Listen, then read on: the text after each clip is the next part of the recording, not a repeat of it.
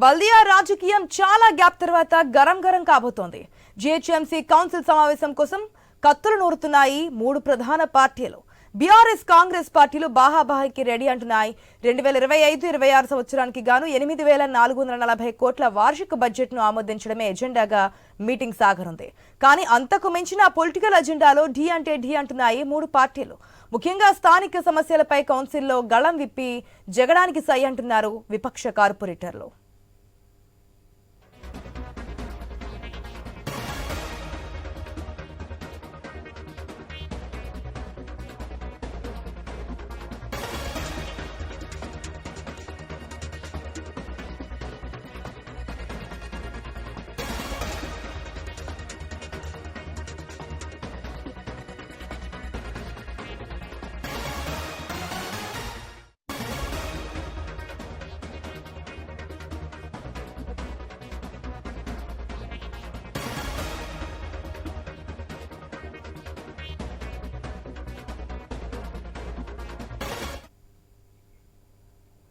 ఇక మరోవైపు greater Hyderabad municipal corporation budget సర్వసభ్య సమావేశంలో అధికార పక్షంపై విరుచుకుపడేందుకు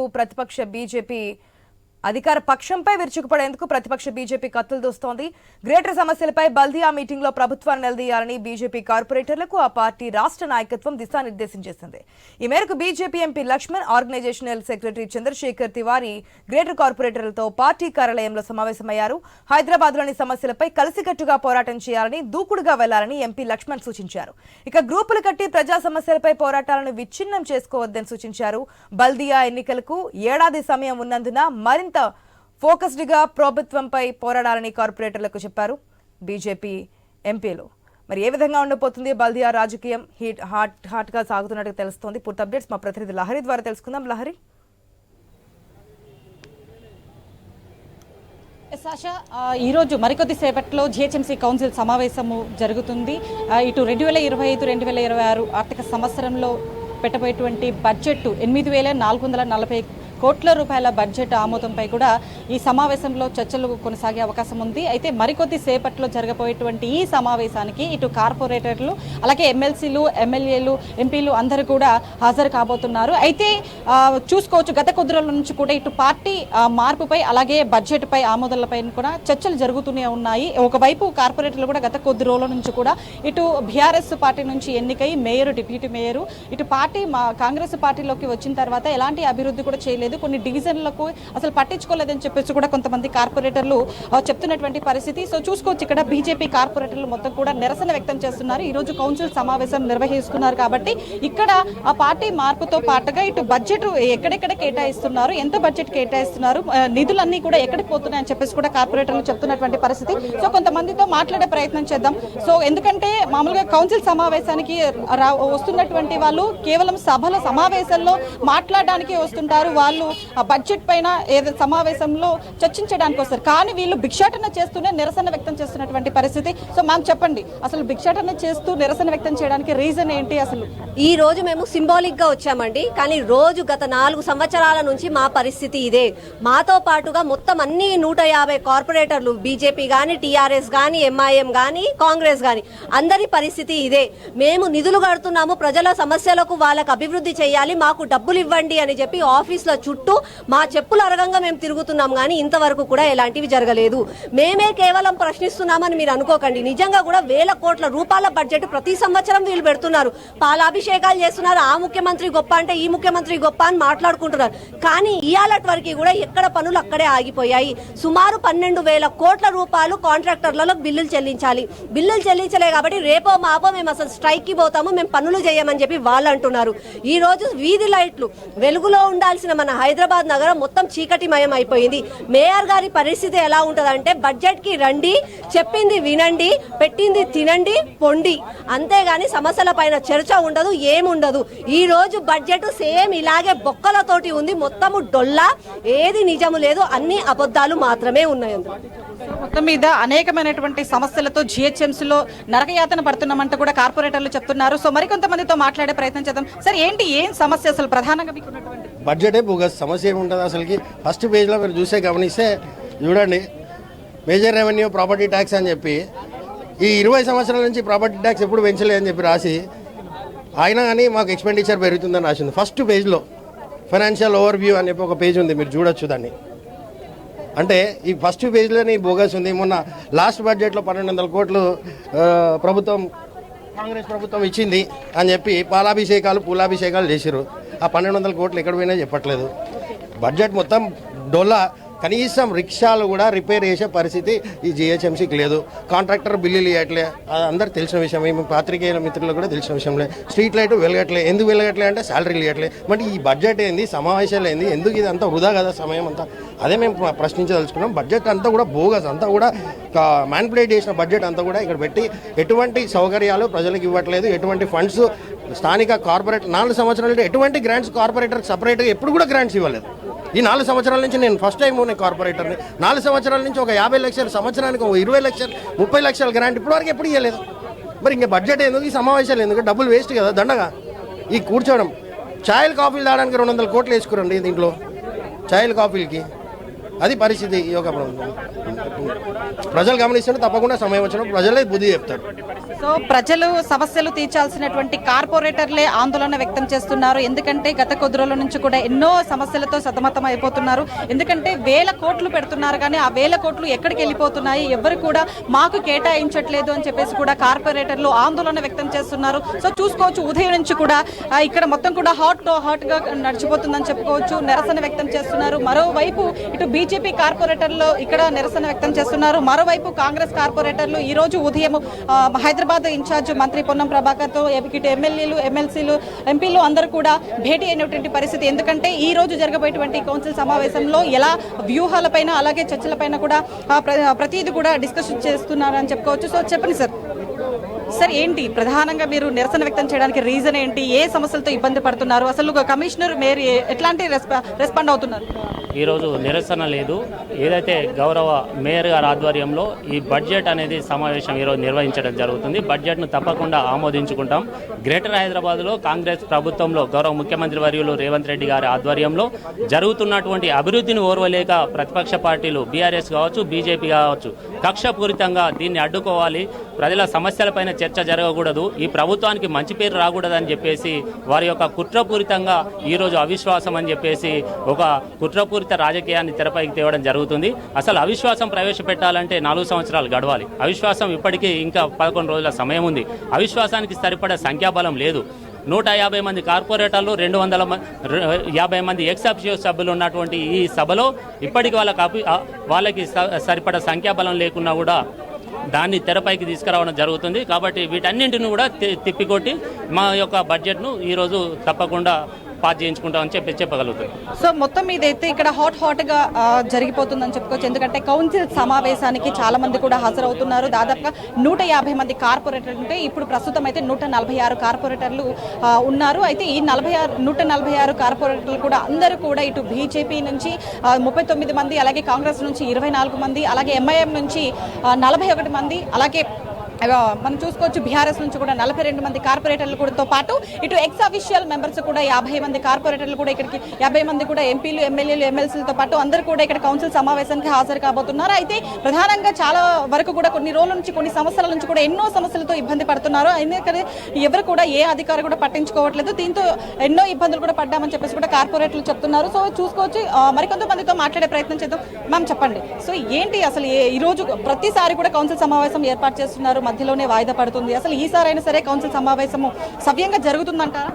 అదే చూడాలి. ఇప్పుడు మేయర్ గారికి 4 సంవత్సరాల నుంచి అసలు కంప్లీట్గా ఈవినింగ్ వరకు జరిపిందే లేదు. ఈ కాంగ్రెస్ గవర్నమెంట్ వచ్చిన తర్వాత మూసీ సుందరీకరణ పేరు చెప్పి, హైడ్రా పేరు చెప్పి ప్రజలని పక్కదో పట్టిస్తున్నారు. 6 గ్యారంటీల పేరు చెప్పి ఇప్పటివరకు ఒక బస్సు, ఉచిత బస్సు తప్ప ఏమీ ఇవ్వలేదు.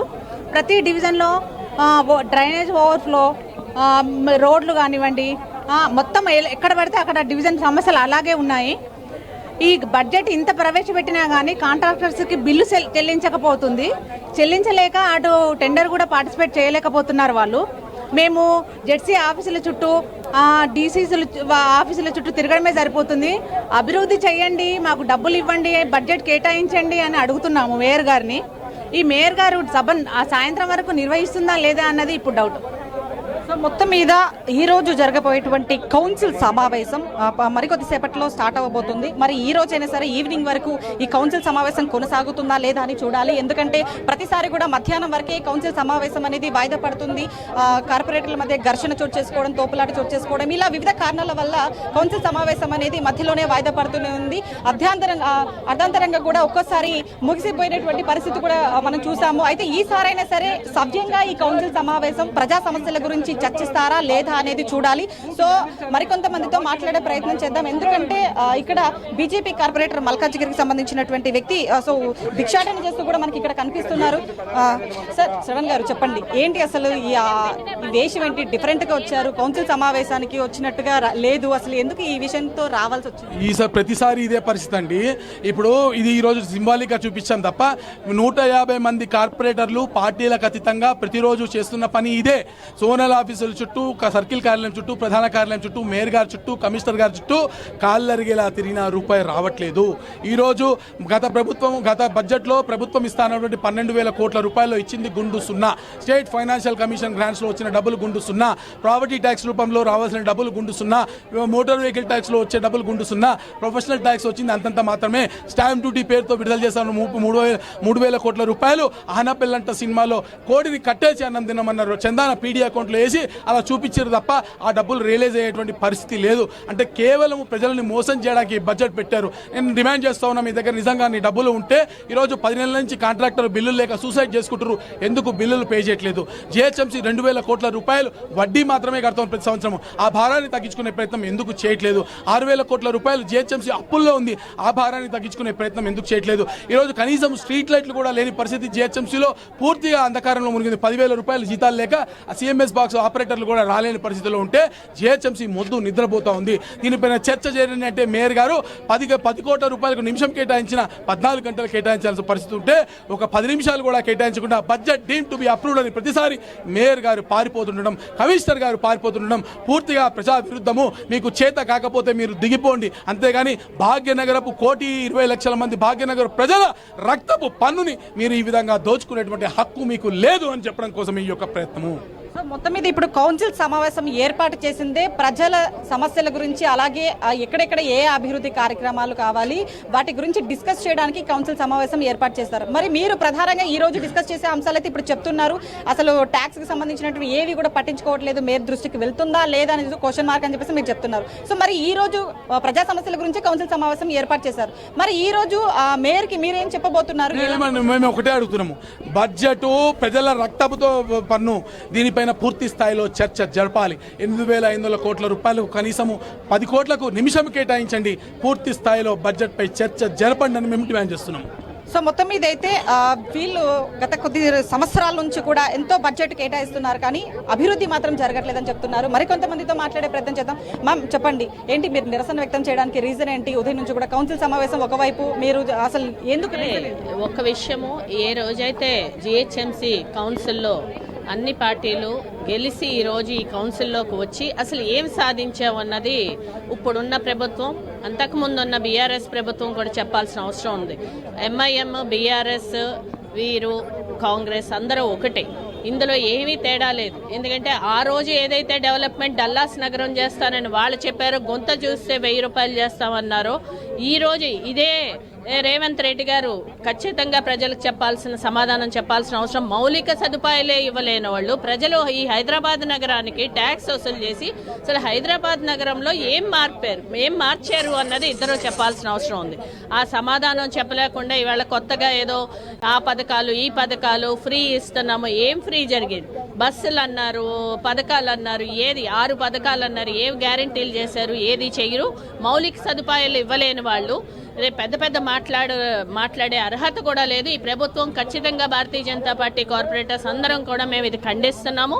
అలాగని కౌన్సిల్ మీటింగ్లో ఏదన్నా జరుగుతుందని ఏదైతే ప్రశ్నలు ఇస్తున్నామో ఆ ప్రశ్నలకి ఈ 8 మీటింగుల్లో కూడా ఏ ప్రభుత్వం కూడా సమాధానాలు ఇవ్వాలి. ఖచ్చితంగా దాని గురించి ఇప్పుడు మా డిమాండ్ చేస్తాం. సో మొత్తం మీదైతే జిహెచ్ఎంసీ మొత్తం హెడ్ ఆఫీస్ దగ్గర మొత్తం కూడా కౌన్సిల్ సమావేశం ఎలా జరుగుతుంది, ఏ విధంగా జరుగుతుంది, మొత్తం గ్రేటర్ హైదరాబాద్ మహానగరంలో ఎదుర్కొంటున్నటువంటి ప్రజలు సమస్యలపైన చర్చ జరుగుతుందా లేదా అనేది కూడా ఒక ఉత్కంఠ కూడా నెలకొందని చెప్పుకోవచ్చు. ఇటు బీజేపీ, ఇటు కాంగ్రెస్, అలాగే ఎంఐఎం, బీఆర్ఎస్ మొత్తం కూడా అన్ని పార్టీలకు సంబంధించినటువంటి కార్పొరేటర్లు అయితే ఒక్కొక్కరుగా కార్యాలయానికి అయితే చేరుకుంటున్నారు. మరికొద్దిసేపటి అయితే కౌన్సిల్ సమావేశం అయితే జరుగుతుంది. అయితే ఎక్కడైనా సరే ఎలాంటి గొడవ జరిగినా సరే పూర్తిగా వాళ్ళని నిర్బంధించే విధంగా అయితే పోలీసు బందోబస్తును కూడా ఏర్పాటు చేసినటువంటి పరిస్థితి. Right Lahari, thanks for the update.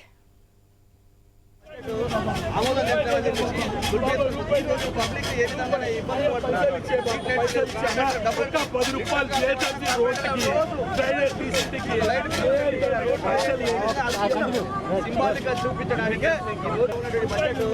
ఆమోదం పబ్లిక్ ఏ విధంగా ఇబ్బంది పడుతున్నారు.